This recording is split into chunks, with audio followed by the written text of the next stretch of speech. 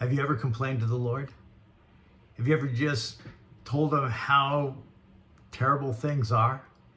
Well, certainly David did in the book of Psalms, probably more than once. We look at chapter 13. He says, how long will you forget me, O Lord, forever? How long will you hide your face from me? How long shall I take my counsel in my soul, having sorrow in my heart daily? How long my enemies be exalted over me?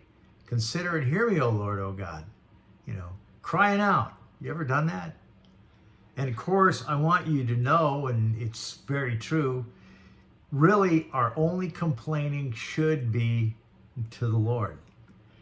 Nobody else really wants to hear it, number one, and nobody else can do anything about it. So if we have to complain, it's best just to complain to Jesus. Let him know what's heavy on your heart. Let him know that you're struggling. And David said, have you forgotten me, Lord? He was crying out. And of course, the Lord never forgets us. And the Lord never leaves us or forsakes us. His word of God is very clear on that.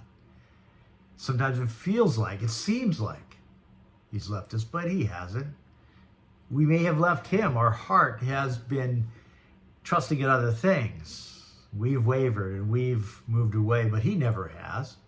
I like how he finishes up in Psalms 13. He says, but I have trusted in your mercy. My heart shall rejoice in your salvation. By the word, that word salvation there really is, Yeshua has the idea of Jesus.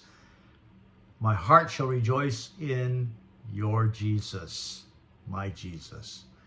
And then he says in verse 6, I will sing of the Lord because he has dealt bountifully with me. Notice that. He starts out complaining.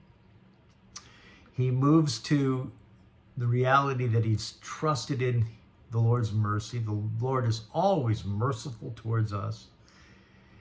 And then he moves right into rejoicing in Jesus, our salvation. And then he moves from there to singing unto the Lord because he has dealt, notice, bountifully with me. And that's exactly the truth. God always deals bountifully. He pours out goodness upon our lives because he is good, and he's good all the time.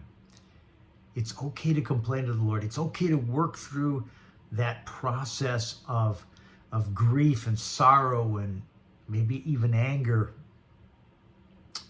frustration. Take it to the Lord. He's the only one that can handle it. And by the way, he's the only one that truly cares.